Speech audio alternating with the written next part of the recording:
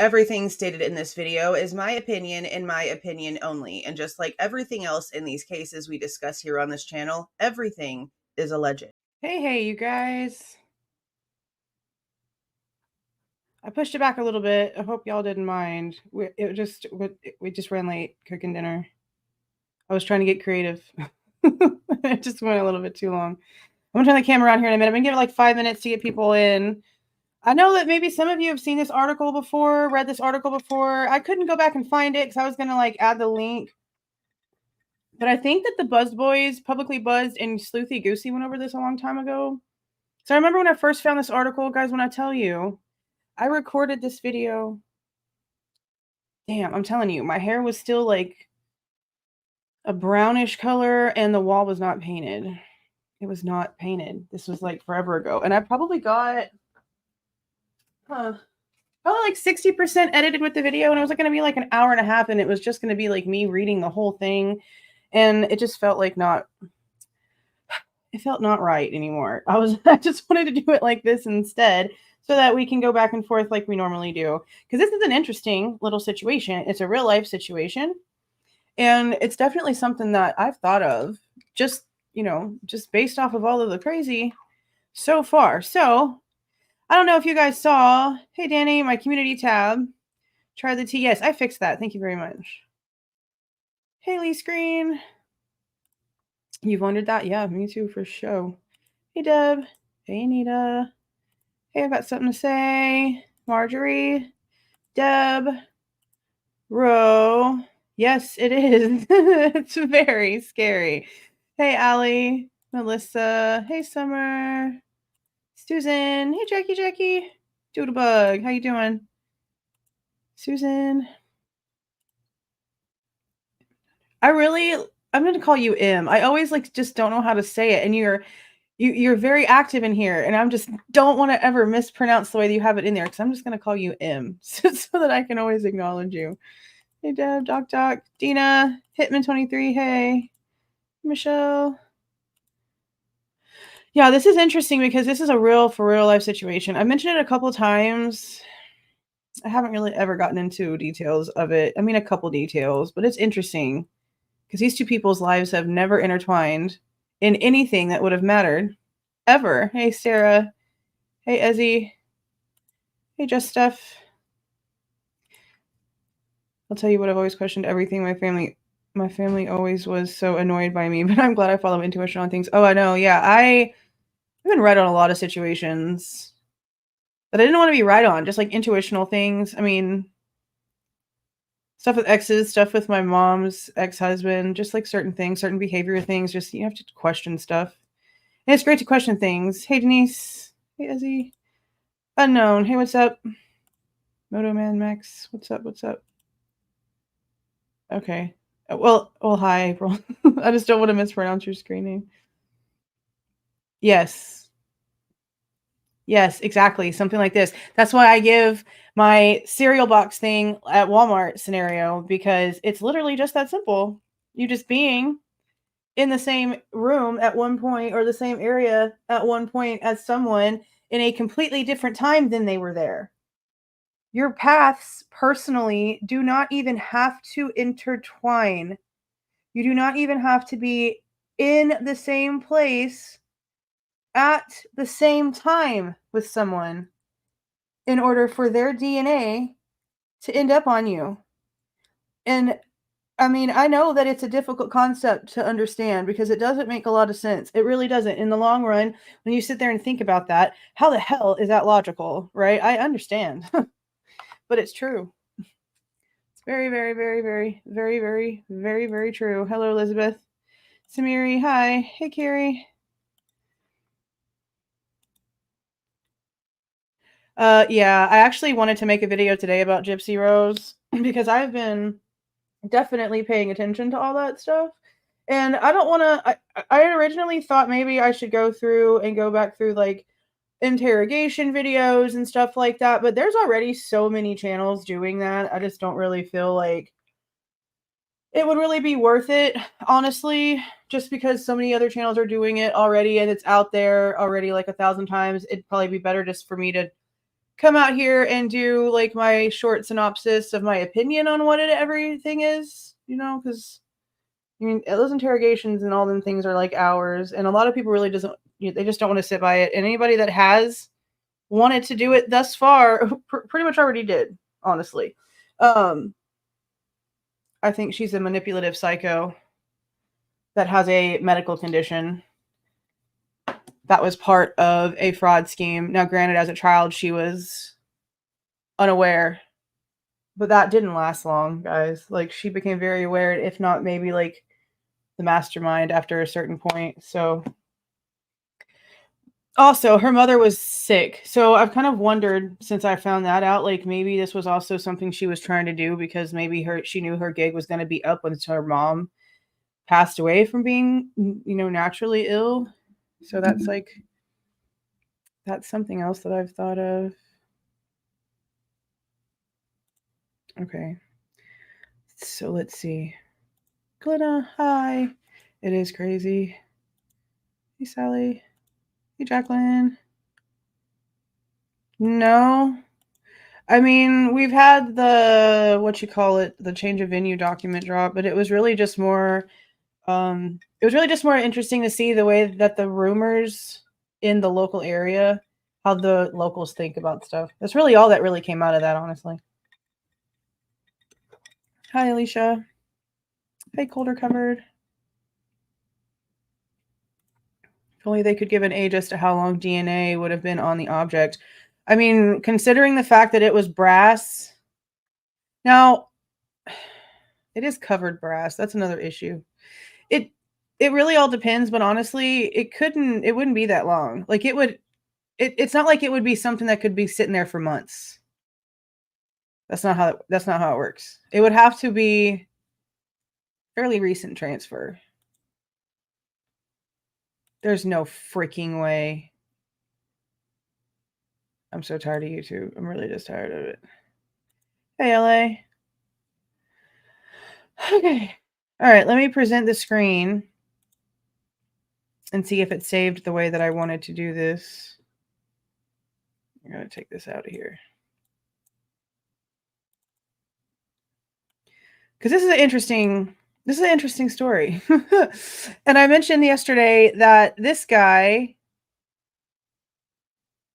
didn't get any compensation whatsoever for being, incarcerated. And I think it's just simply because he was homeless at the time.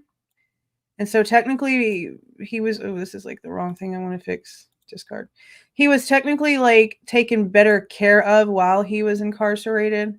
So he didn't get compensation at all for being like wrongly accused and arrested and all those things.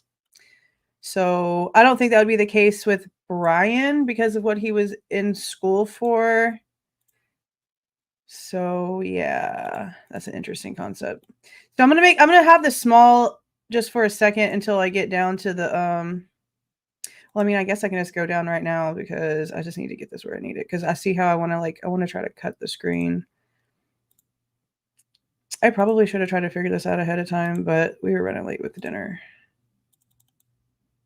I just don't want it to be like so freaking big for no reason. I feel like y'all can probably read that.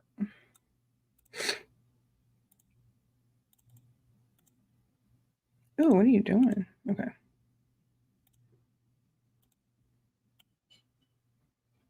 Okay. I'll probably change it whenever we get to the photos because they do have some like crime scene photos associated with the article. And I should have the link should be in the description box for the article itself if you guys haven't seen this one yet.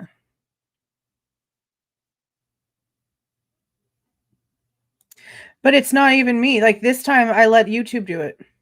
Like my settings are YouTube balanced. So it's whatever YouTube's doing. It's not up to me.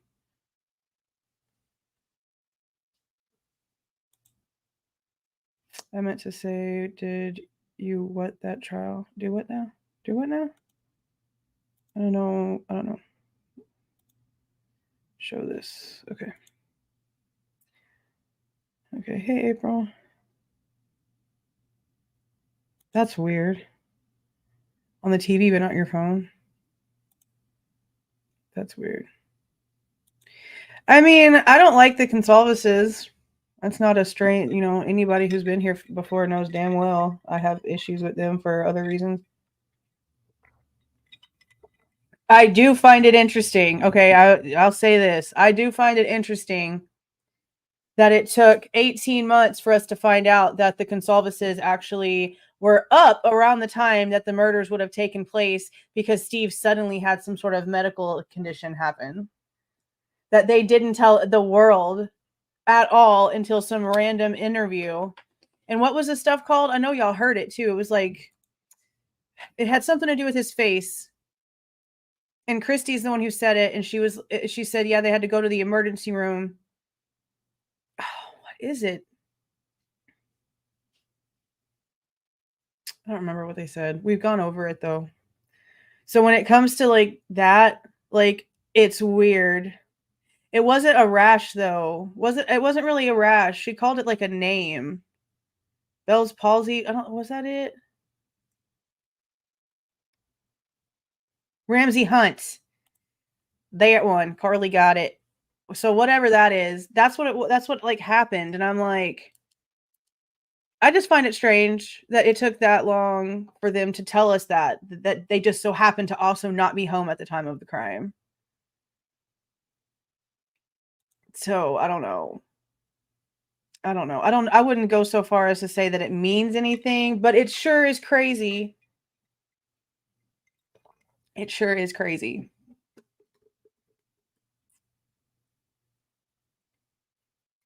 And actually, like after we get done with this article, so I don't want to like mention it now because it might not make. That's what I thought too, Susan. That it was some sort of like, you know what? We just gonna look this up. What it was again? Ramsey Hunt.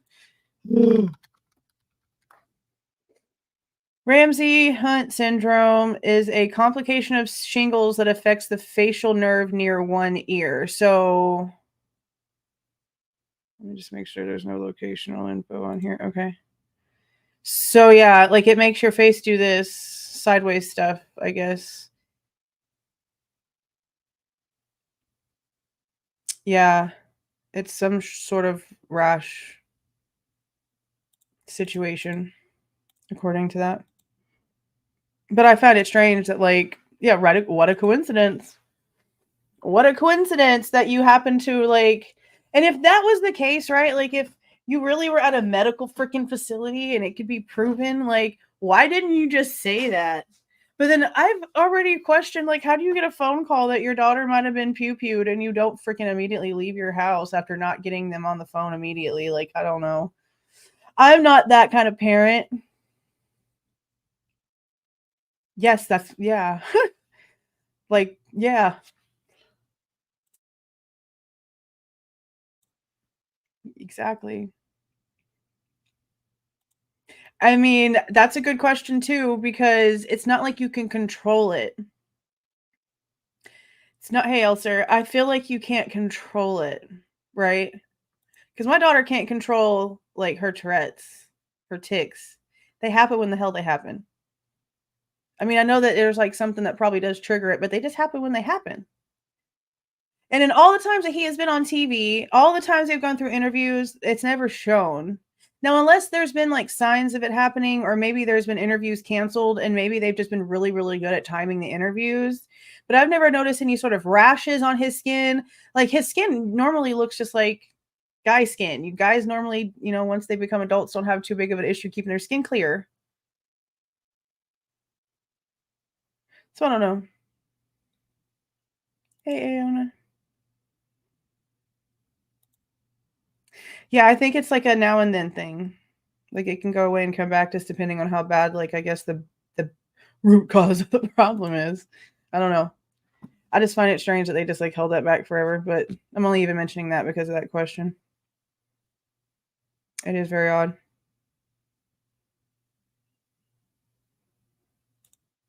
Well, that's what I'm saying. Like, that means they have proof that they were at a medical facility nowhere near the King Road. So why not just tell us that? I mean, I just showed the page, Greg. I know. Yeah. I just didn't want to read that H word because I don't want that kind of rumor to get spread around when it's probably not what people think. You know how people are. See, that right there is what bothers me. Okay. Yeah, Greg. Right there is what bothers me. Because oh, hold on, the dog's one in here. Hold on.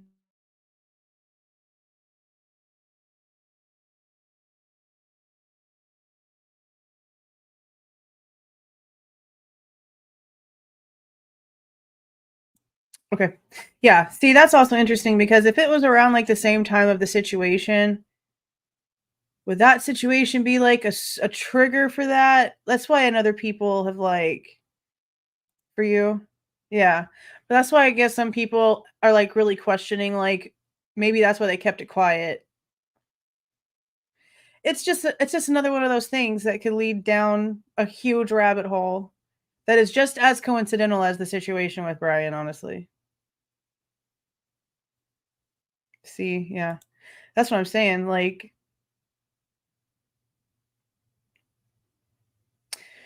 and there's something else. There's something else. I never got clarification on this, and I have, like, the emails, I never got a response, but I kinda figured I wasn't gonna get a response anyway. When Brat Norton and most of you guys know that Brat Norton was talking to Steve, probably still is talking to Steve, regardless of what she told him on Mel's channel. Melissa J did a thing with her to where she was trying to get information from Brat about if like what was going on in these freaking text messages because they're wild, guys. But this is old information, right? I feel like there's just too many things that still have no answers. And one of the things that Brat said to Mel was that there was a time that Steve told her that he got a phone call around like 10:30 in the morning and it was from somebody that like lived on King Road, so not somebody in the King Road house, but like somebody that was like a neighbor, I guess. Going like freaking out on the phone to Steve about somebody screaming in the woods. And I don't know how legitimate that is, but this is coming from Brat, who we know for a fact has talked to Steve. We know the correlations with all of it. And so whenever you take that on top of the whole, oh, they weren't even home at the time of the event, they were at some emergency room because he suddenly had this stress triggered event happen that made him go to a medical facility. And then you hear those situations from Brat that are still not answered. How are you not supposed to ask questions? And this is on like Melissa's live. Like she said it on the live. It's there. It came out of her mouth. I'm not making stuff up. It's very strange. And it was never clarified. It was the one thing that Brat said that I wanted information on. And I sent her an email. She sent me back an email. Well, at first I sent her an email like forever ago, and she never got back to me. And so I sent an email to another email that I got for her. She responded. Everything was fine. I sent her back another email, and that was the one thing I really wanted information on. And I never got it.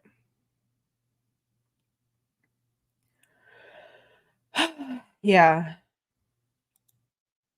Yeah. Like the fact that you're getting a family member calling you, telling you something happened to your daughter, and you don't instantly react. What the shit is that? Wasn't some random stranger. It wasn't some college student or some neighbor who happened to find your number.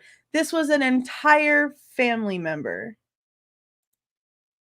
Yeah, it's on Melissa Jade's live that she did with Brat. It was what Steve told Brat Norton. So that's where it's at. It is very wild. It is very wild.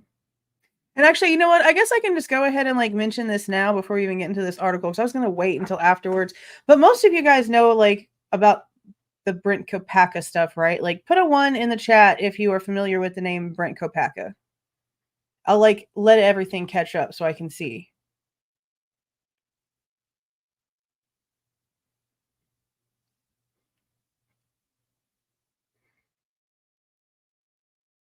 Mhm. Okay. Okay.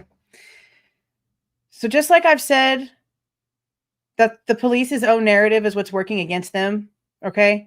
Their own narrative, their own timeline is what makes their whole narrative against Bryan Kohberger not work, all right? The problem that I've had with the people that have been trying to put the two BKs together is that for some reason they feel like they have to put them together at King Road. And what if they don't have to put them together at King Road, but there still is a connection? And this is, again, just something I thought about just literally today, honestly, like thinking about this article. And I was actually listening to, I've heard that the Turkey Boys have been up to no good, or the main Turkey Boy has been up to no good. And yesterday was apparently a pretty heated debate. I didn't know about it until I saw Dinky go live earlier today, and I listened to him and Willie and Twizzy go off about it while I was cooking dinner. And so I heard all kinds of things. Okay. I heard all kinds of things. But listening to that and then thinking about this and just all this crazy stuff and theories and locations and the vehicle and stuff, right? Everyone always wanted to put Bryan and Brent together over on King Road for some reason, and I never understood that. Like, I don't understand why it has to be at that location. There's a very big possibility. One theory, okay, one theory could be that maybe Brent and Bryan did know each other, and just the simple fact that they could have literally been around each other could have been the reason why the DNA transfer. Because what if it really was the other guy? It's just one theory. I really haven't gotten too big into the Brent Kopacka thing because that's a sensitive topic, especially considering the fact there's proof. There were some severe PTSD issues there. So I've really not been wanting to touch it just out of like respect purposes, right? But there's also a man's life, like literally at risk. Okay. So I think I do want to touch on it. I'm just going to have to be very careful because my father is a Vietnam veteran and I really just don't want to talk ill about somebody if it's not freaking necessary. But I think we should probably look into it. Okay. There is a big possibility, if you consider some of the other behavioral changes as well of Bryan after the fact, that maybe he knew the person who did do it. And maybe that also explains why he asked, hey, was there somebody else arrested? If that's true. Okay. And what if, just what if? Maybe the occupants that the police were looking for weren't literally driving around in the car that night, but maybe just they think it's the same car from that night and it's a different time. It's a different time of day. It may be even a different day, but they're wanting to see maybe the person who knew the person in the car. I mean, we don't know. We don't know. But for there to be transfer of something like that, like it's a very big possibility. Maybe Bryan knew Brent and maybe he went to his apartment. Maybe he handled his freaking K-bar just talking and maybe, having a couple beers and hanging out one night. Maybe right before that. You know what I mean? Like I don't know. Because then you also think of the Gainesville Ripper situation where the guy just like would trip out and just want to go do crazy stuff. And he didn't have no reason to know the people. He just walked up in a door. I mean, he didn't 8-year-old child to an 80-year-old man outside cooking steaks. The dude had no give a damn.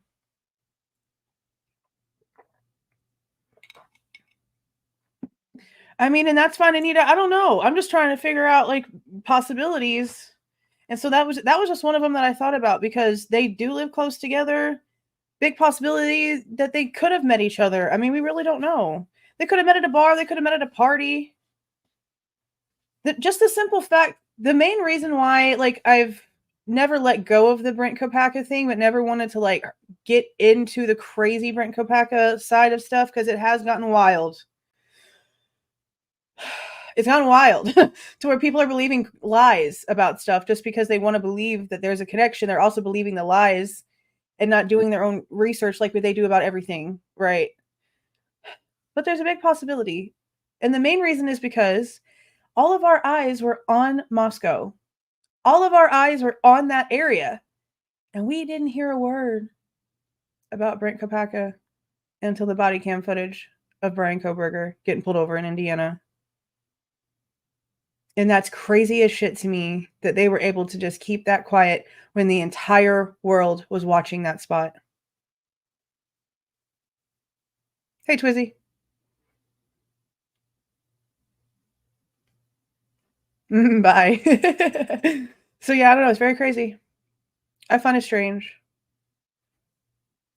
And I don't know. I haven't wanted to touch it, but I think I might touch it just so that I can form an actual final opinion. Because it's wild. 10 months, hey Tallulah. Yeah, it is. It's insane. It is crazy as shit. It is. Putting it perfectly.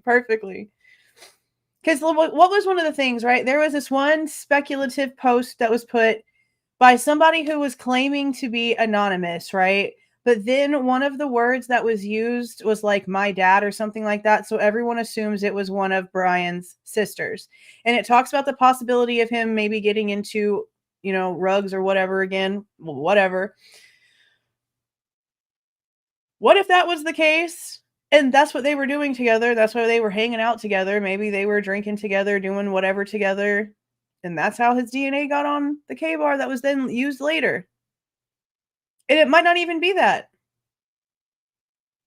But I'm just trying to figure out all the things with half the information, if that makes any sense. But maybe I really do need to just form a final opinion because it's just something that's been up in the air for a long time. And whenever you think about situations like this, I mean, the BK theory would mean that they would have had to have crossed paths and it actually means something in order for them to have suppressed the story until they released the body cam footage. And for if, in case what Bryan said, both things Bryan said, apparently, I will be exonerated, and was anybody else arrested?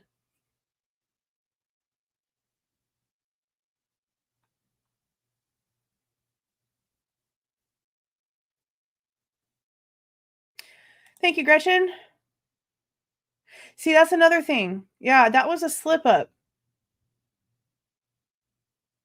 That was a slip up. Whenever we were watching that, everyone caught that it sounded like he almost said Kopaka. Now, again, I don't know if it's because that name is in our brains, embedded in the back of our brains.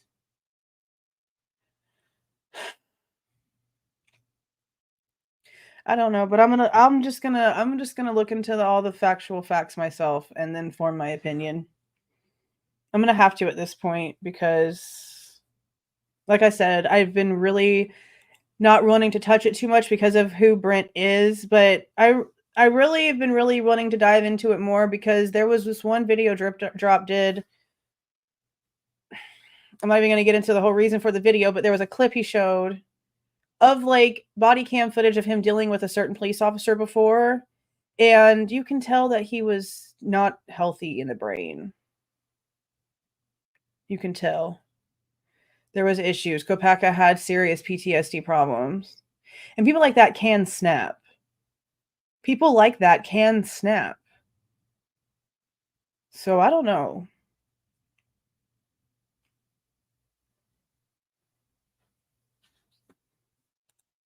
I've wondered if the reason the 911 call has been released is because a co-defendant is mentioned.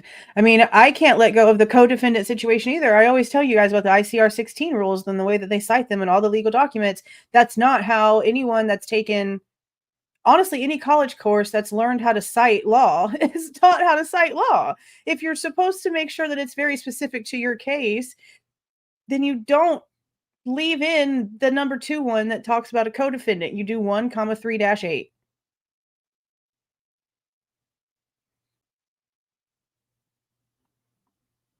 So I don't know. We're going to see.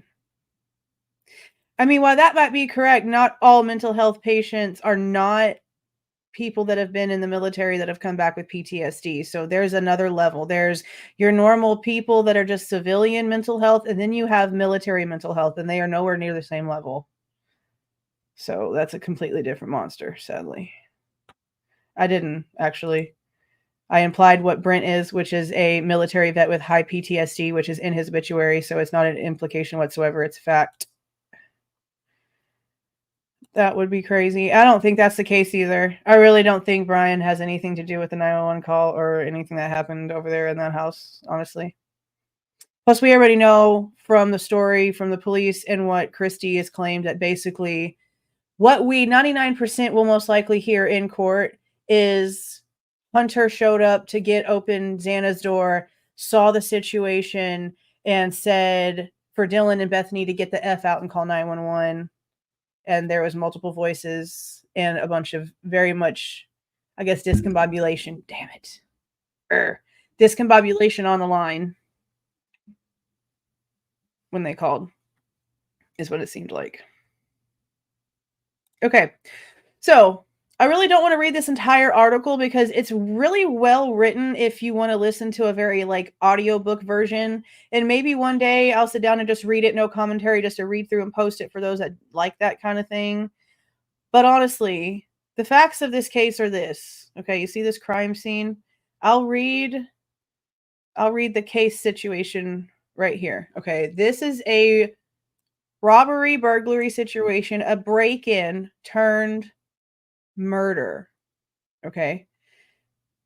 Very similar to this because what do we have? A break-in charge, and then we have the 4 murder cases, right? Okay. This is the crime. Around midnight on November 29th of 2012, so about a decade ago, a little over a decade ago, a group of men had broken into Kumra's 7,000 square foot mansion. They found him watching CNN in the living room, tied him, blindfolded him, and gagged him with mustache print duct tape. How immature. They found his companion, which was his technical ex-wife. They had just remained living together, Harinder, asleep in an upstairs bedroom, hit her in the mouth, and then tied her up next to Ravish. Then they plundered the house for cash and jewelry. After the men left, Harinder, still blindfolded, felt her way to a kitchen phone and called 911. So they left them, these people, this 2 ex-married couple that still live together in the same home, blindfolded, gagged, all the things, left them where they left them tied up, and took whatever they wanted to take and took off. Okay. She got to a phone, called 911. Police arrived. Then an ambulance arrived. One of the paramedics declared Ravish dead as soon as the cops got there. The coroner would later conclude that he had been suffocated by the mustache tape. Okay. This is the mustache tape right here. I don't know if I can make this bigger. Yes, I can. Like, look how immature. Like, you're going to go in there and rob a house, and that's what you do. You bring this kind of duct tape.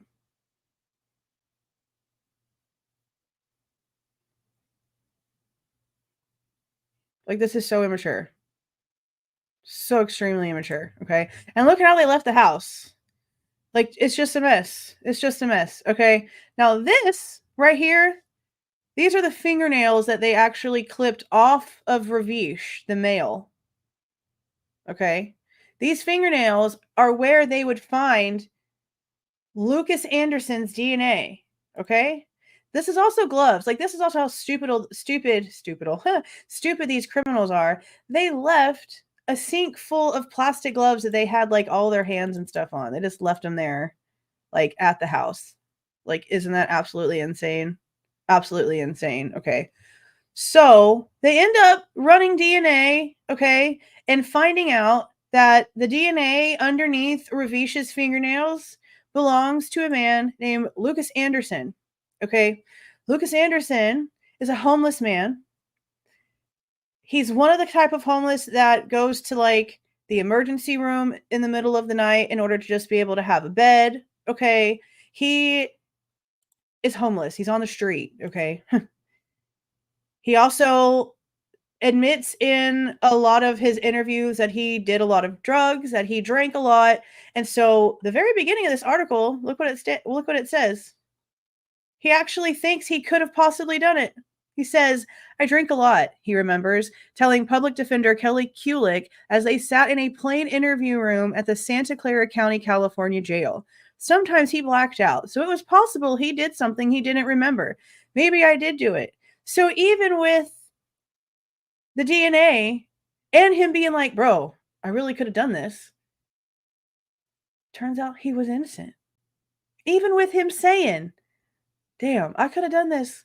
And his DNA is there. His DNA is under the dead man's fingernails. And what normally happens, what normally goes through your head whenever you hear that DNA was found underneath someone's fingernails in the heat of a violent crime, you think of them scratching their attacker and the DNA getting there because they fought back. That is like the common thought. That's the most common thought, okay? No. No, okay. Not at all. The murder victim was a man named Ravish Kumra. Let me pull up a photo. These two people's paths never, ever crossed, okay? This is him.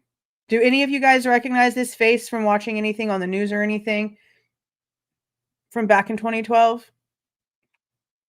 I thought he looked a little bit familiar, but I honestly thought he was like an actor whenever I first saw his face. But then it turned out, obviously, it was this guy. Like, it was the murder victim. California. But, let's go back over here. Okay. He was 66 and he lived in Monte Sereno, which is in Silicon Valley, which is like creme de la creme. They was rich. Okay. Rich is not even like the word to use for it. They had the monies. Okay. He had side chicks and all kind of stuff. All right. he had monies. Okay. Anderson was a 26-year-old homeless alcoholic with a rap sheet who spent his days hustling for change in downtown San Jose. Their paths never crossed. Their paths literally never crossed ever once. Ever once. Okay. 3.5 weeks later, the police arrested Anderson. His DNA had been found on Ravish's fingernails. They believed the men struggled as Anderson tied up his victim. They charged him with murder. Kulik was appointed to his case, and as they looked at the DNA results, Anderson tried to make sense of a crime he had no memory of committing. Okay. Now, I want to show you guys this because this part is really cool. I thought I had found a video of this somewhere, but I can't find it. And it makes me upset because I wanted to go through the actual like audio video because it shows like different examples of this. But this is a really good one because this is just like a more visual version. Like you need a better visual. Everybody's bought a freaking box of cereal at the store, right? Than the one that I like always tell you guys. But this one is the Van Oorschot's experiment. And what you basically find out is how this situation comes about. That even though the person might not have ever even been in the room. Like there could be somebody's DNA from this bedroom that has never been in here before. Like there could be the DNA of some contractor's wife up on my ceiling because he was with his wife the morning before he came and put my ceiling together while the house was getting built. You know what I mean? Like if this was like a brand new build or whatever. So you don't even have to be in the room to have DNA, your DNA be in a room. And that's crazy. It's absolutely insane, but it's the freaking truth. That's just life, okay? In one of Van Oorschot's experiments, for instance, volunteers sat at a table and shared a jug of juice. So they just be swigging the carton like you hate everybody to be doing, okay? After 20 minutes of chatting and sipping, swabs were deployed on their hands, the chairs, the table, the jug, and the juice glasses, then tested for genetic material. The jug was touched by each of the participants at least once, and each of their DNA was found on the handle in almost every case. Although the volunteers never touched each other, 1/3 wound up with another's DNA on their palm. 1/3 of the glasses bore DNA of volunteers who did not touch nor drink from them. So let's just stop right here and take it like this, okay? Think of these volunteers doing this test, okay? These volunteers could leave this experiment right now, go home. Let's change it to this. These people doing this experiment right now One of them could leave the experiment, okay, leaving with the other 3 people's DNA on their hands, okay? Go to the grocery store. Say they caught up with somebody that they know, shook their hands, "Hey, how you doing?" Had a conversation, okay? Now another person's DNA, maybe even 2 other people's DNA, has now transferred from this experiment taker's hand to, let's say, an old college buddy, okay? Now say this old college buddy then goes and grabs that box of damn cereal and then decides not to get it. And about 10 minutes later, somebody else comes along, grabs that box of cereal, takes that box of cereal home, and then goes into their house, and something crazy happens to that person. I won't even say that person's the one that commits a crime. That person, something crazy happens to that person, okay?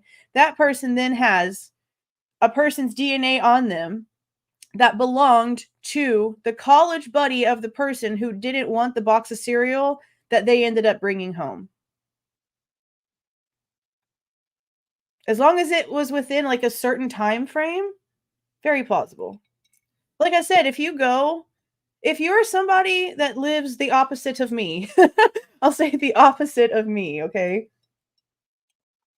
If you travel to work in a public building, like not a public building, or yeah, I guess a public building. If you work around people, okay, I work from home. If you work around people, if your kids go to school and you take your kids back and forth and they're around students all day, mine are homeschooled. Okay, we don't deal with all the nasty DNA everywhere. All right, but if you live a normal life out amongst the public, you do have like 12 people's DNA on you like at all time, and that's like a low number. I mean, and there's been some cases DNA lasting on surfaces for 6 to 8 weeks. Just depends on the type of DNA and the size of the sample. Touch DNA, honestly, especially on a place deep, dark in there, I honestly think at least a few days. I mean, that might be stretching it a little bit maybe, but I really do think honestly, if it really is something like as literally nothing as this touch DNA to the point to where they didn't even have enough to honestly validate the test that they did do. I don't give a damn what anybody says. I feel like that touch DNA could have been in there for, I don't know, a few days to a week. No, it depends. Surfaces and environment and all of that depends. Temperatures, humidity, there's a bunch of different things. So I don't know. Maybe a week. Could have been the same day. But maybe a week, but it wouldn't have been in there like no 6 to 8 weeks. I don't really believe so. Not for the amount that they're claiming that it was.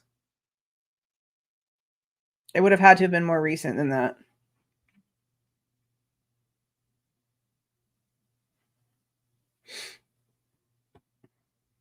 Okay. Okay. Then there was the foreign DNA, profiles that didn't match any of the juice drinkers. It turned up on about half of the chairs and glasses and all over the participants' hands and on the table. So just in this experiment alone, there was already DNA all over the place from people that were not the experiment people. Just in this experiment alone, there was proof that foreign DNA has already infiltrated the situation. Just like that. The only explanation: the participants unwittingly brought with them alien genes, perhaps from the lover they kissed that morning, the stranger with whom they shared a bus grip, yes, that's simple too, or the barista who handed them their afternoon latte. Yes, your Starbucks lady is giving you all kinds of DNA when she hands that cup to you. You know how many hands she touches back and forth all day? The money, okay? Y'all Starbucks cups are petri dishes. It's funky. It's funky.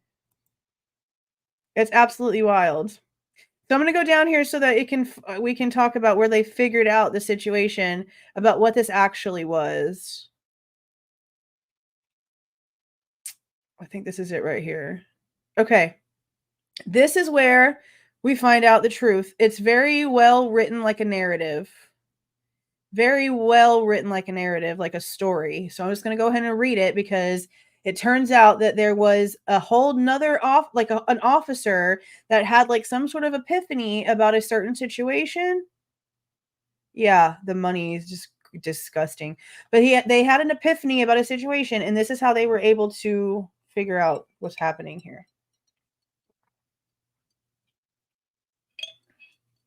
Okay. The phone rang 5 times. "Are you awake?" the dispatcher asked. "Yeah," lied Corporal Aaron Lunsford. "Are you back on full duty or are you still light duty?" she asked, according to a tape of the call.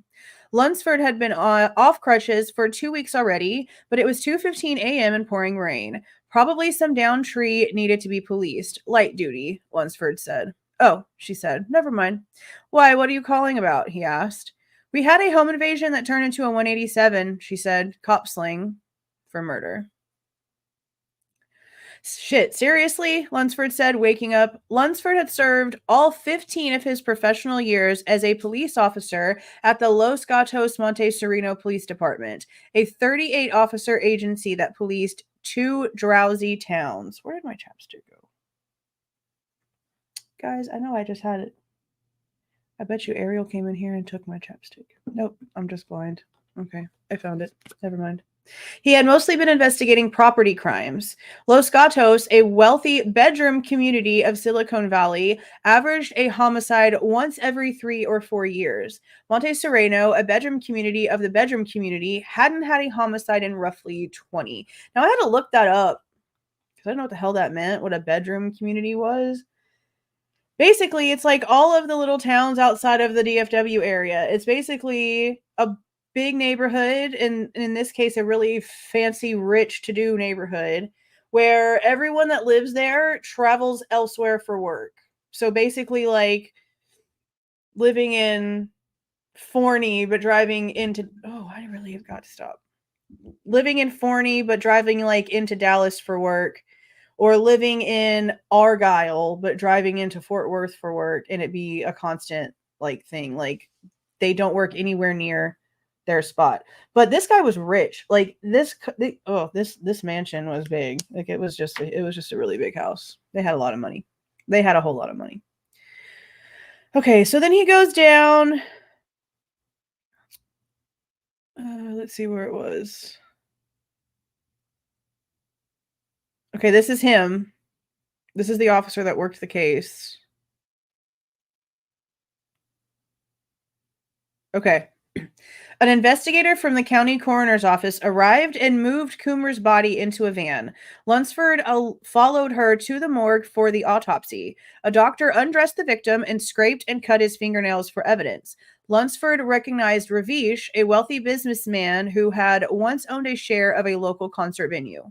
Lunsford had come to the Coomer mansion a couple of times on family calls that never amounted to anything, just people arguing, he recalled. He had also run into him at Gogwin's last call, a dive frequented by Ravish as a regular and Lunsford as a cop responding to calls. Ravish was an affable extrovert, always buying rounds, the unofficial mayor of that part of town, so he was a very well-known man to the community. Now, they went around, did a bunch of interviews. Let's see. Trying to find the actual spot where the attorney is like, bingo, that's what happened. Let's see. That's not it anyway. So now here, okay, right here it talks about the people that actually did this, okay?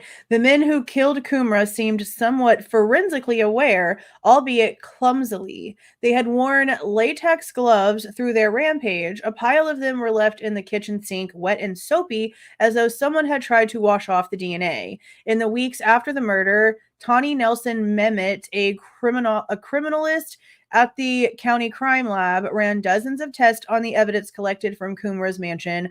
Most only revealed DNA profiles consistent with Ravish or Harinder. So even though they left their physical gloves actually there at the crime scene, they literally like cleaned him off enough. Literally cleaned him off enough.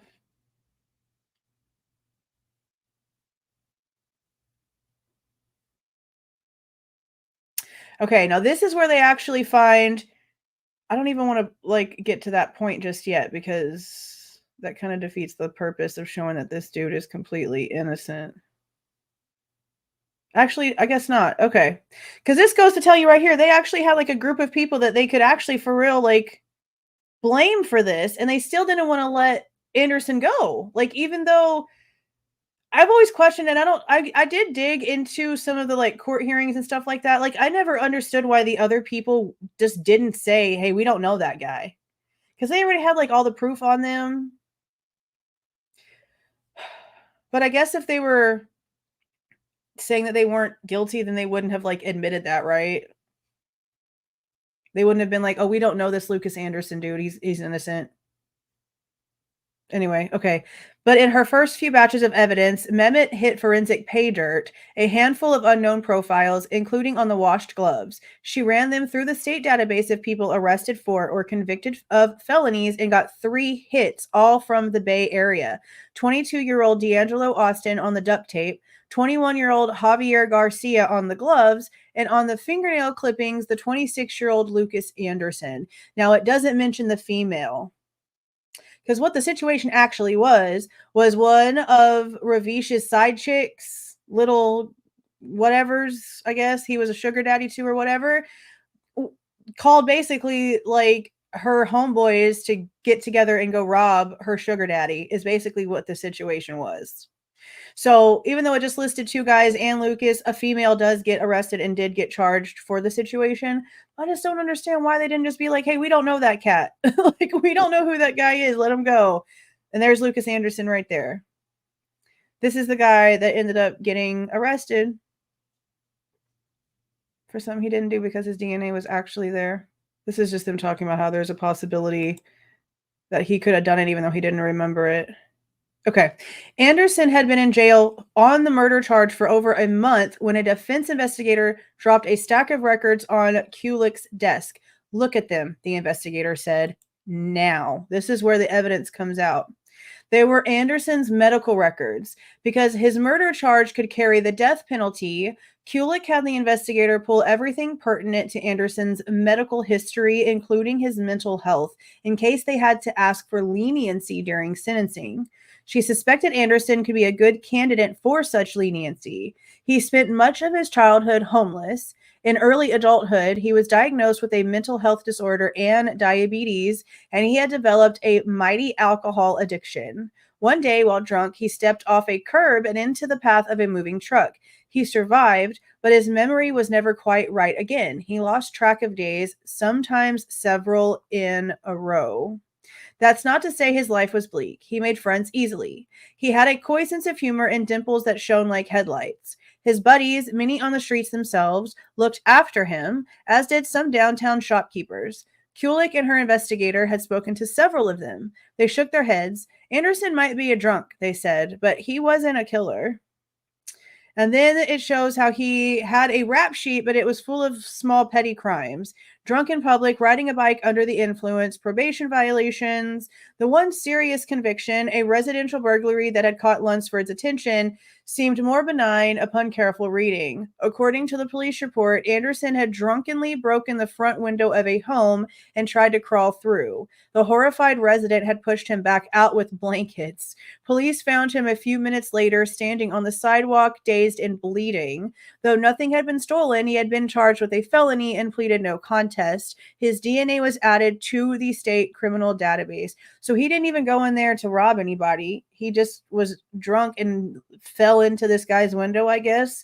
But you had honestly was too close for comfort to the house anyway. But again, another situation to where he really wasn't doing anything crazy. Okay. The medical records show that Anderson was also a regular in county hospitals. This is what I was talking about. And I first saw this. I didn't know this was a thing, guys. When my ex's mom was admitted to a hospital for like some times for like a brain aneurysm, she was in there forever. So we would go down to downtown Dallas, and it would be downtown Dallas. Okay. So this hospital would have just like a whole bunch of homeless people just like rush in at nighttime. And I had never seen it before because it was completely different during the day. During the day, there was really no one walking around the streets of this hospital. But at night, a whole bunch of homeless people would just show up. And I asked like one of the nurses about it just because I was curious. I was like, how come at night, like a bunch of people just like pop up? And she's like, because if they can, they say they have something wrong with them, we can't turn them away. This is like the only way for most of them to have like a bed to sleep on that's not the street. So that's why that's the excuse they gave, I feel like, for them not giving him any money for being, arrested for this when he really shouldn't have been. That's just my opinion anyway. The date on the record was November 29th. Okay, so this is the situation that happened the exact same date as these murders that he was arrested for. Okay. Medical records show that Anderson was also a regular in the county hospitals. Most recently, he had arrived in an ambulance to Valley Medical Center, where he was declared inebriated nearly to the point of unconsciousness. Blood alcohol test indicated he had consumed the equivalent of 21 beers. That is a super, super lot. He spent the night detoxing. The next morning, he was discharged somewhat more sober. The date on that record was November 29th. If the record was right, Anderson had been in the hospital precisely as Ravish Kumra was suffocating on duct tape miles away. Okay. He was admitted into the hospital at the exact same time that these murders were taking place. Okay. So let's just jump down here. This is the defense attorney that did her job awesomely and got him out where he needed to go. Okay.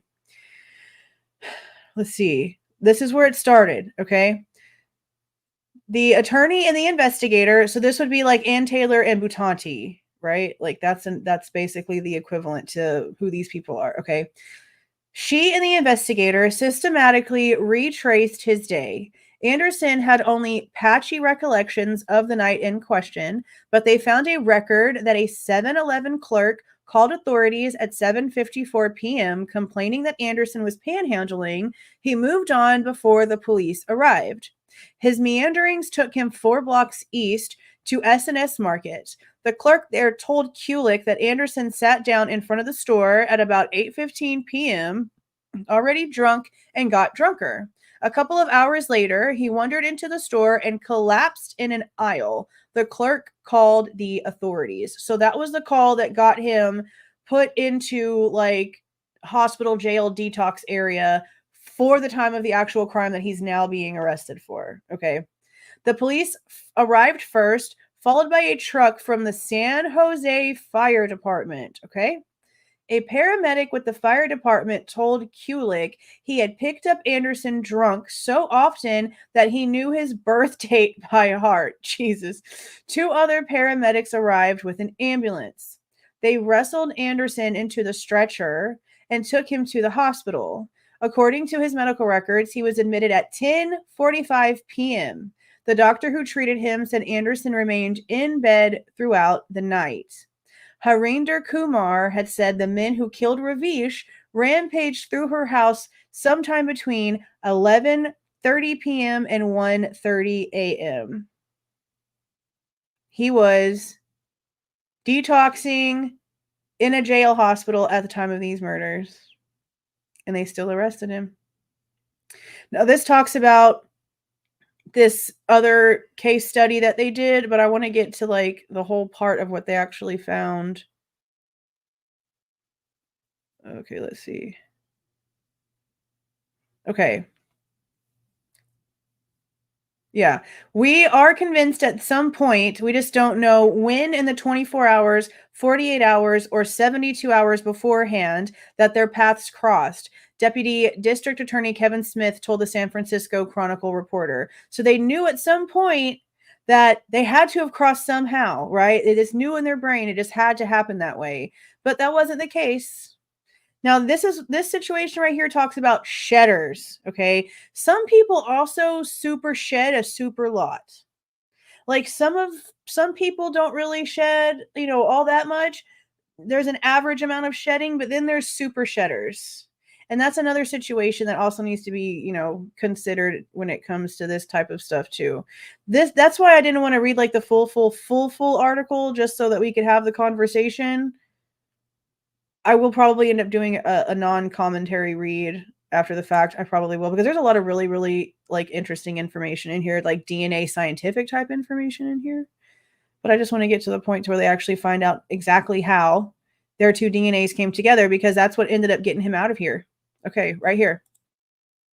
It was Lunsford who figured it out in the end. He was reading through Anderson's medical records and paused on the names of the ambulance paramedics who picked up Anderson from his repose on the sidewalk outside of SNS Market. He had seen them before. He pulled up the Coomer case files. Sure enough, there were the names again. 3 hours. 3 hours after picking up Anderson, the two paramedics had responded to the Coomer mansion where they checked Ravish's vitals. The prosecutor, defense attorney, and police agree that somehow the paramedics must have moved Anderson's DNA from San Jose to Monte Sereno, Santa Clara County. Okay, I didn't even see the freaking period right there. Okay, they moved Anderson's DNA from San Jose to Monte Sereno. So not only is this ridiculous, but look, also 2 different towns. So if you want to think about it that way, is there a possibility some Moscow Police Department person maybe talk to some Pullman Police Department person or some WSU Police Department person that might have talked to Bryan Kohberger just earlier that day or the day before, and that's how the DNA got transferred? Maybe it was actually on like whatever they tested over at the ISP lab that found the DNA on the second round in the first place. Like it literally could have been like put there honestly after the fact. If the evidence wasn't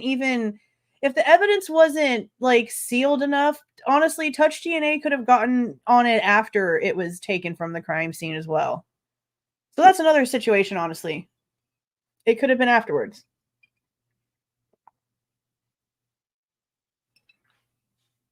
I don't know about that. You think a drunk would be a super shedder because of the dehydration excess? Yeah, like you like to be like sweating it out of their body. Well, that would make more sense too, because he was so drunk that he was passing out. It is a heartbreaking story too, because this guy's life was just horrible. You know, apparently he had a lot of issues. And I don't know what he's like today. I mean, I didn't see an arrest record for him. I didn't see an obituary for him. So, you know, luckily he's still alive. But it's crazy that he didn't get any compensation for this whatsoever. But yeah, okay, so the paramedics that picked him up from San Jose, okay, brought him to the hospital to be admitted and had the cop situation handled, blah, blah, blah, whatever. Somehow ended up also, ooh, this coffee is giving me hiccups, is also somehow also responding to a call in Monte Sereno, which the way that they have it listed, it sounds like it's 2 different towns, the way that this is Pullman and Moscow, right? Okay. Santa Clara County District Attorney Jeff Rosen has postulated that a pulse oximeter slipped over both patients' fingers may have been the culprit. Kulik thinks it could have been their uniforms or another piece of equipment. It may never be known for sure. They just know. See, they don't even know. They have no freaking clue if it was the little thingy that they put on your finger, if it was a glove or something else in the whole thing, or maybe even like the base of where like the stretcher sits itself in the ambulance. All they know is that the exact same paramedics showed up at both places. And for a freaking fact, this dude was in detox because he passed out in the middle of a gas station aisle place. I mean, maybe not even that. Like he could have been Bryan could have been hanging out in one of the crime labs, maybe at WSU, and one of the officers was in there, and maybe one of those officers knows the officers that work over in Moscow. I mean, we don't even know. There's so many possibilities. So many possibilities.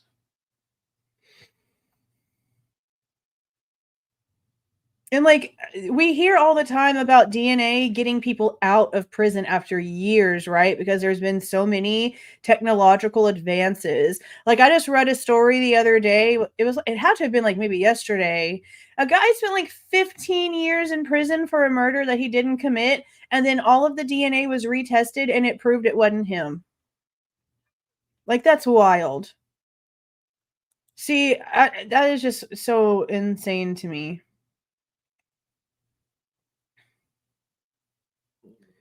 Okay, let me see if it shows where it shows that he didn't get any compensation. Because when I read that, I was like, bro.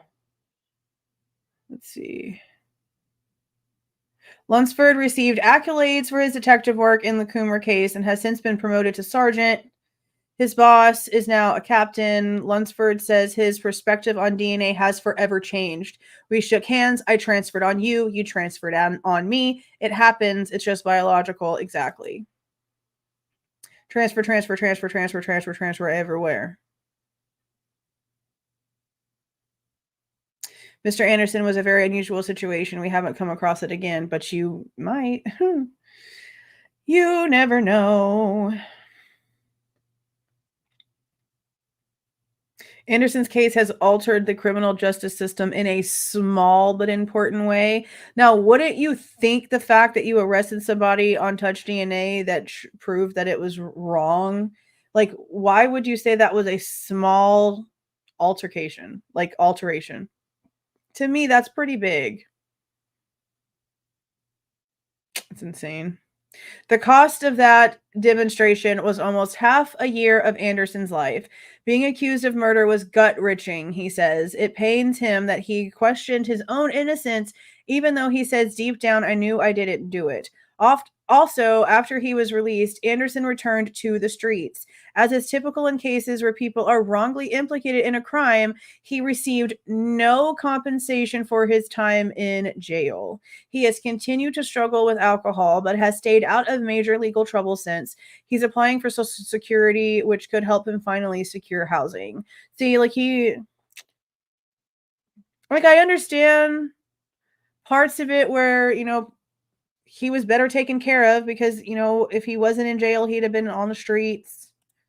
I get that part, I guess, but it's still just crazy as shit to me that someone could be falsely arrested for something like that and no compensation at all. Not even help the dude, not even help the guy, not even try to put him in any sort of programs or anything like that. No help at all. Just kick him to the street.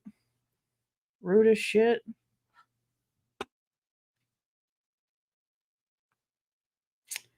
It's just insane to me. They can get away with that kind of stuff and just be rude. Yeah, somehow. It is pretty messed up. Hey, Bri. Hey, architect. What's up, broskies? Yeah, both of mine are. I swear, we have to vacuum almost every day. And they don't even have long hair. It's just all over the place.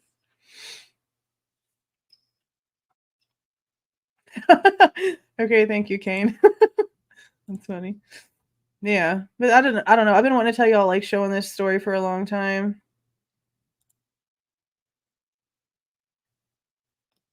The private driver, no. The private driver is an older gentleman. At least this is how I'm understanding it. The private driver is an older gentleman who does it out of the kindness of his heart because he lost a child to, I believe, drunk driving. And he's just an old retired guy. That's how I've understood it. He's just an older guy and he lost his daughter to drunk driving. Yeah. He's 50 something. I don't think they're friends with Steve G. I just think that he contacted them. I just think I haven't seen her, Twizzy. I haven't seen her today.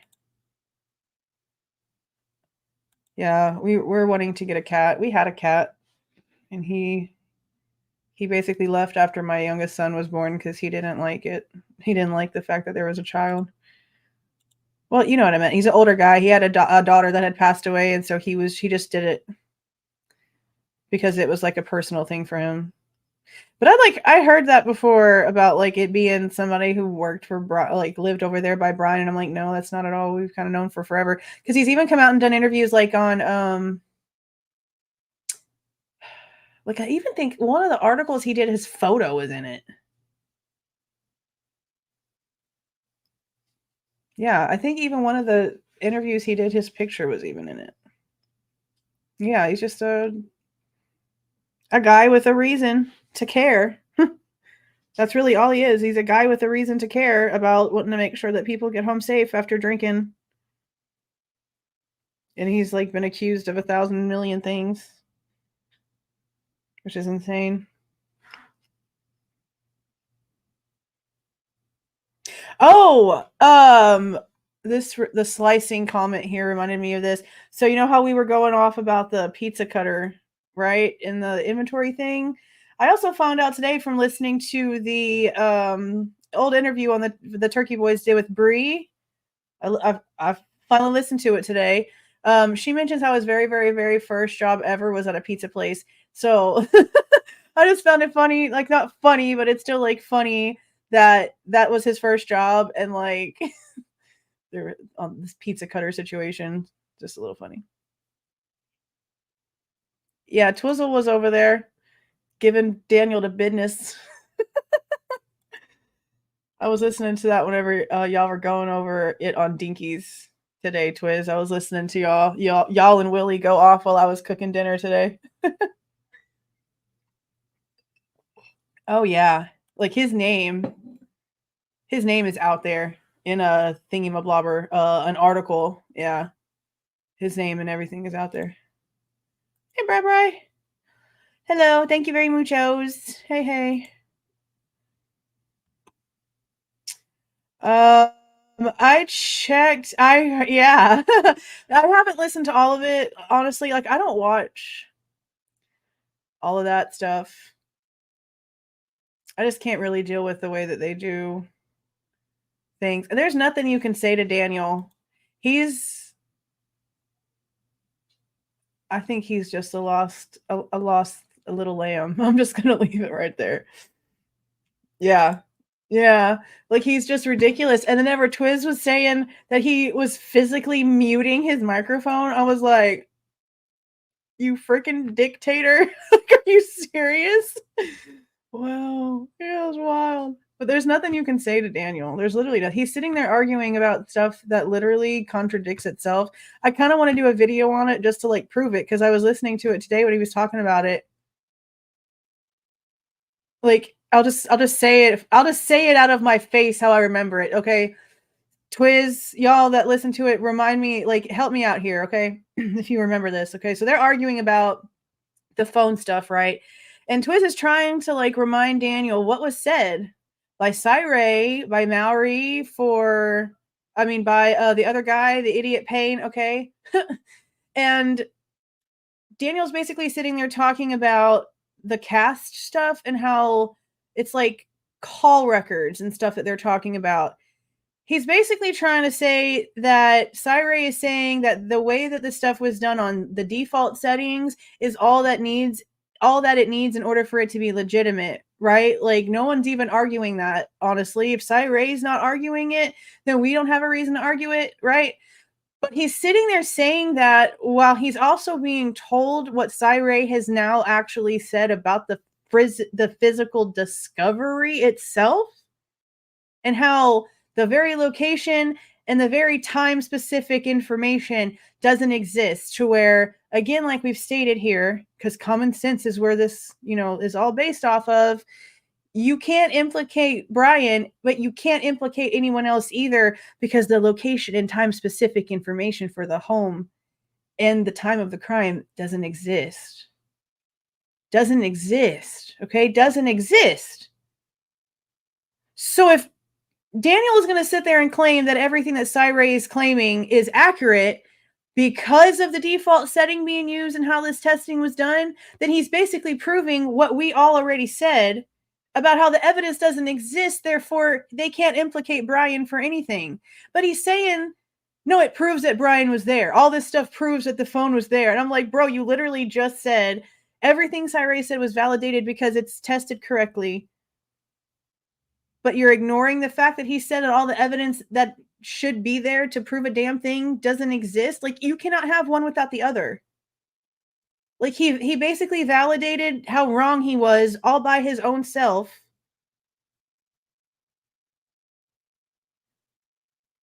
Yeah, I was listening to he was talking shit. I was like, dude, like I don't know. Was he trying to just like show off for that Swamp Rose chick? Because he just seemed like he was trying to just be like a real shithead. Like for real.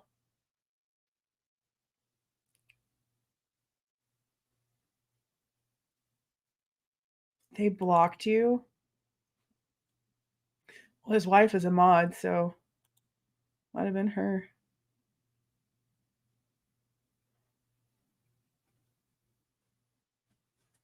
Yes, he does that sometimes. Yes, he's rude as shit to Twizzy. And then he lets that crime time guy just like say the most make no sense poop and doesn't he? I mean, I have my own opinions about that girl because of things I know on the back end. That's all I'm gonna say. And for her to sit there and say on that panel that she's new to this case, no, she's not. And I'm gonna leave it at that. She's good at playing innocent.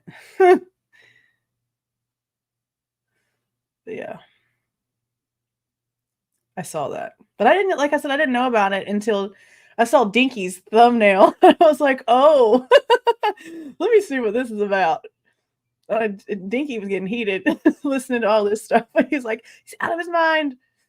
What did he say? Dinky at one time said the crime time, the crime 007 weird angle guy, that his microphone must be underneath his chair because he's talking out of his butt or some shit.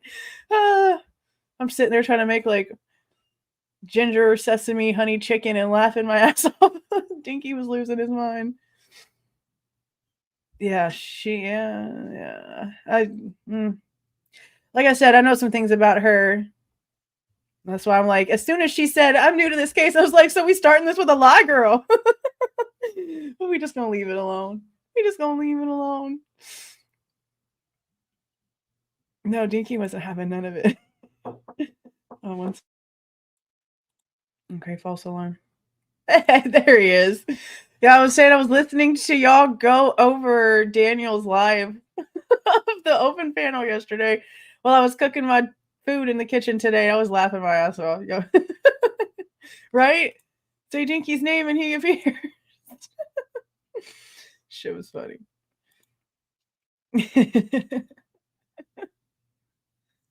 Shit was funny. Yeah, Twizzy was giving him the business on his own channel.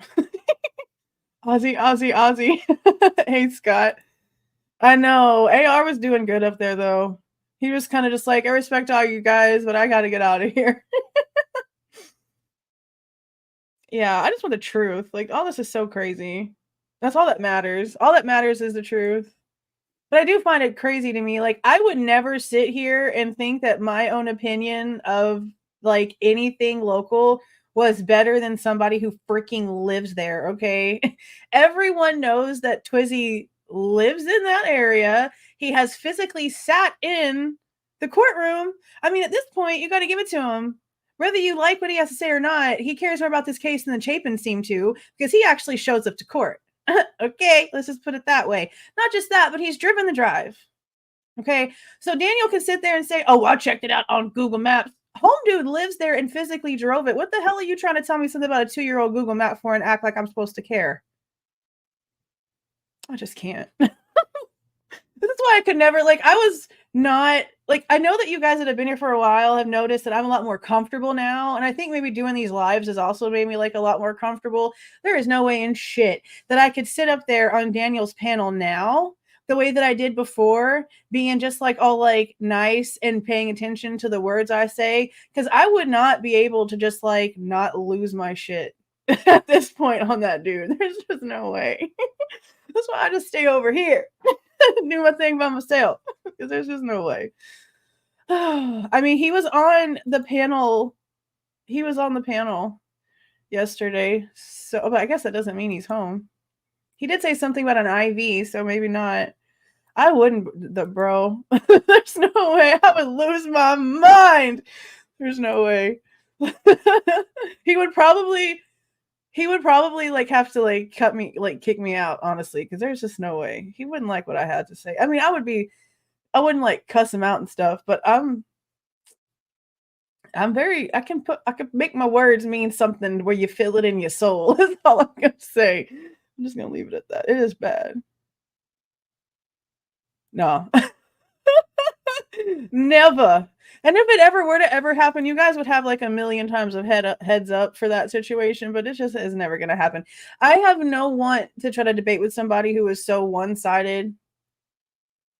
simply because what you talk to one of the victims' moms. Okay, well, that don't mean shit whenever this actually means something to the victims themselves.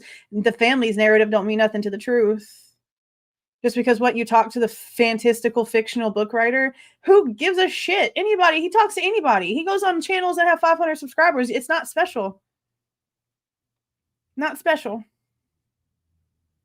So I feel like he feels like he has to keep up this guilty situation, this guilty rhetoric because he talks to the family, he talks to Bloomface. It's just annoying. Like, if that's how he was as a cop, then it's probably better he's not a cop. That's all I'm going to say. Because he's way too... He doesn't even try. Like, I have my own questions about stuff. And somebody said something... Was it yesterday?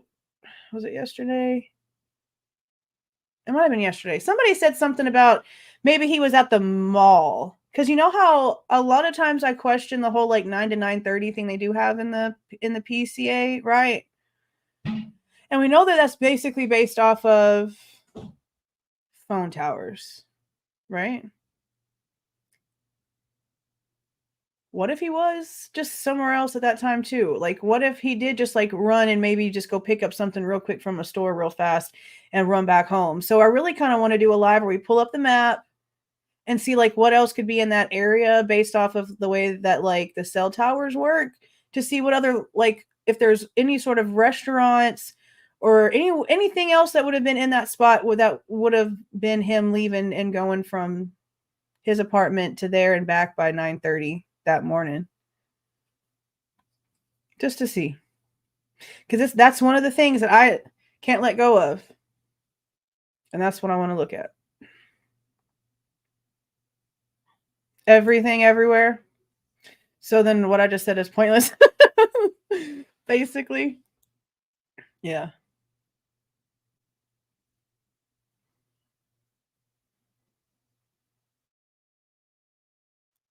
Like, he didn't know who Scott Green was? Seriously? That's absolutely wild.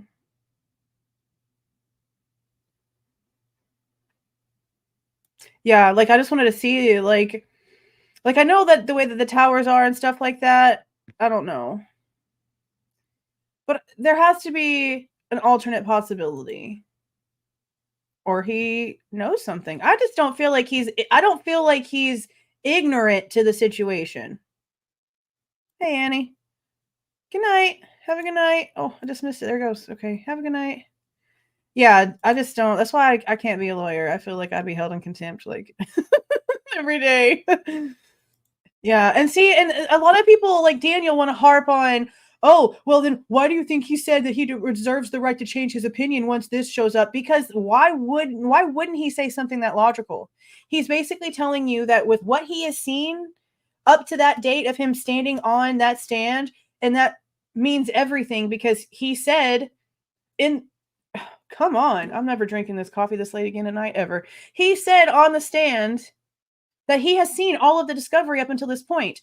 So he has every right to say, but I hold the right to change my opinion if new discovery shows up. So if something does show up that gives the opposite of what he's seen so far, yeah, he should be able to change his opinion because new evidence comes to light. But that's nothing that needs to be considered something serious. And that's also something else that I saw the turkey guys talking about, is how, oh, he said he reserves the right to change his opinion. Yeah, like a normal ass person would. Knowing that you've got forever until trial, knowing that y'all have until forever to still throw evidence in there. Yeah. Yeah. Hi, Meanie. Well, thank you. Yeah, we love Dink Dink. Oh, that was so funny. He was getting so aggravated earlier. Yeah, I mean, seriously now. I mean, it does. To me, it makes perfect sense. Just like every day we get new information, right? Not just in this case, every day we get new information in the world around us, okay? We are constantly changing our opinions on life, on our relationships with friends, with different stores that we shop at, whether we want to start going to different places. What did this restaurant do that I don't really approve of? Maybe I need to take my money elsewhere. Every single day, every minute, every hour, your opinions on pretty much everything around you are constantly changing depending on the information that you are soaking in. So for Cyree to say that, knowing that we have so long until trial, sounds pretty freaking logical to me. So I don't know why people like Daniel are making that a big deal, because that literally means nothing to me. I want to know what it is, because for Butante to have said that about Bethany way back when, and we still haven't seen anything, man. Yes, everything is constantly changing. Constantly changing. Yep. Yep. It's the only way that you can evolve and acclimate to everything around you. You can't survive. You can't survive in this world and stay halfway sane without being able to ever evolve.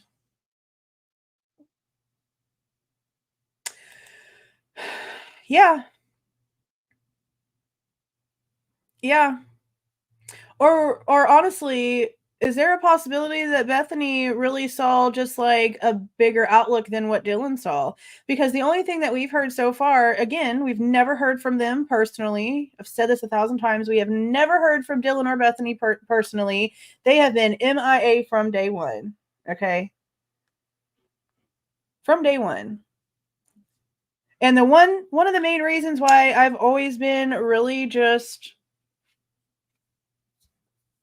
questionable, like questioning them, is because of something that I heard from Daniel, that he heard from Christy about how they behaved at the memorial. And whenever you hear stuff like this from people that are supposed to be the victims, parents, about people that you have questions about, you really just can't just like let it go, because you have to question that whenever it comes to everything else. Like, they don't want to cross back over the state line. They don't want to be seen. They want to be quiet. They instantly lawyered up. Like, if you didn't have something to hide, why are you getting a freaking lawyer? Why are you getting a lawyer?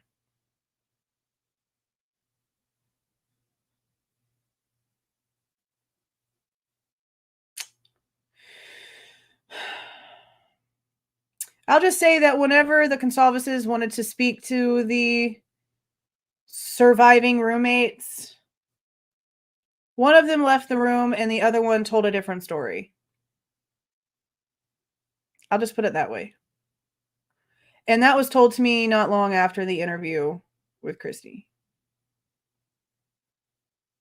I won't get into who or which one did what, but one of them left the room and the other one told a different story. And that's all I'm going to say for now. Now, once this goes to trial, I'll just tell you exactly what he told me. But until we get more specifics, I'm just going to leave it like that. So they've already been questionable to me. Yeah, it's got to be consistent or I don't believe nothing. And then again, they lure it up. They won't come back over state line. They're acting all shady. They don't want to talk. She made the lawyers go to her in Nevada, like, Miss Ma'am. So what I think is that Bethany, if she was actually there, I think she knows that it was more than one person, and I think she might actually be able to ID somebody, honestly. And I think that what Dylan saw, if Dylan did see anything, was just one of multiple people. Just because she saw one person walk across from her open doorway or whatever doesn't mean that was the only person in that house. That's another thing. Like, I don't understand how a lot of people aren't like taking that into consideration either. That's just one person saw one person. That's not the whole everything. Yeah, that whole family is funked up, Tonka. Like, I understand wanting justice, but whenever you're sitting there wearing like the trashy ass t-shirts that they're wearing, like, bro. But then again, and I'll say, let me see. There's like, I don't think there's a way that I can show you all this without showing all this. I guess not. Because I can't even show y'all like a tab, can I, to like show y'all the title of it? I guess not. Okay, I have a conversation between Kaylee and Olivia that was sent to me about Samantha, Steve's oldest daughter. And I'll say that this behavior right here and the trashy shit that we have seen from them is very Theme. Very theme. Like the facade that they put on is pretty gross. Yeah. You seen it? Yeah.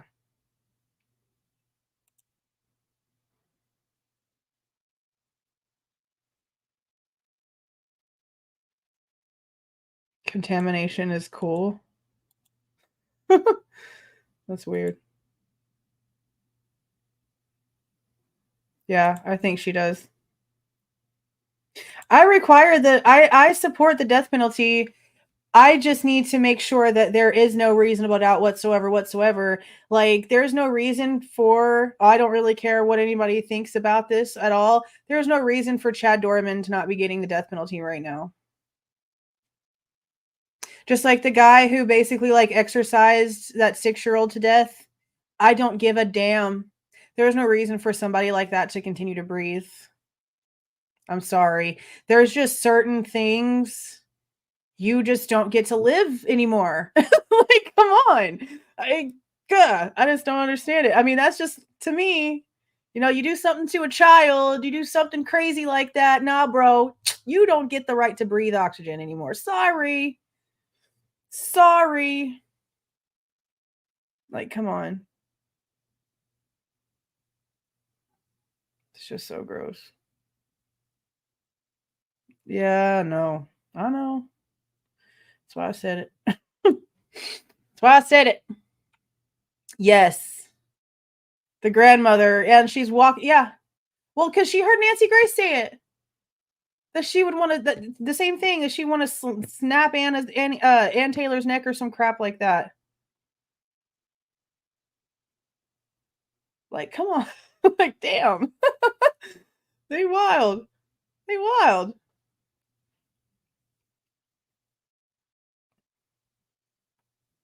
Hmm? Oh, I do. I do. I do remember that. I do remember that case. That was a wild case. Yeah, Nancy's nuts. And I know that since she's got me blocked, she probably has a team of people watching me. Yeah, you crazy, Nancy. Absolutely wild. Okay, guys, I guess that's it. Honestly, when I was doing that video, just reading that article and just like me like saying a couple of things like here and there in between reading sentences, it was like I don't know, it was like I said about like halfway edited, but it was already like an hour and 45 minutes. And there was just no reason to go through all the other stuff. But I probably will go back and like read the whole article just out loud so that if y'all want to go and just like listen to it whenever y'all are doing whatever and not have to worry about looking at the screen or whatever, I'll go back and do just like a read only of it because it does give really, really cool like details on like super shutters and all kind of other like really scientific-y stuff. But I really just wanted to get to the point of here, especially after that insane that insane thing on the turkey show yesterday. I was like, oh, this would be the perfect day to talk about a case where, in fact, touch DNA didn't mean shit. And it actually was wrong just because they happen to share the same paramedics in 2 different towns 3 hours apart from each other. Just insane. But you guys have a great night. I don't know if I'll be live tomorrow. I kind of do want to talk about the I don't know how I have to say it on here. Things that can help you test to see if your drinks are spiked and why certain things like clear nail polishes have not been created whenever that's a very unisex thing that anybody could use without it being noticeable, that you don't have to worry about carrying it around with you and all these things. And why do they make it so difficult? Really, it's just something I've been like wondering about for a while because I just don't understand why they don't try to actually advocate for better ways for people to stay safe, and instead they want to make it complicated and dumb. So we might talk about that tomorrow just for like maybe an hour. I'm going to pull up some articles and stuff and maybe do something. We'll see. We shall see. But that is it, you guys. Thank you so much for joining. Thank you for the super stickers, and thanks for being here for this article. Share the knowledge, guys. Share the knowledge, especially the turkey boys, because then maybe they'll understand DNA doesn't mean anything.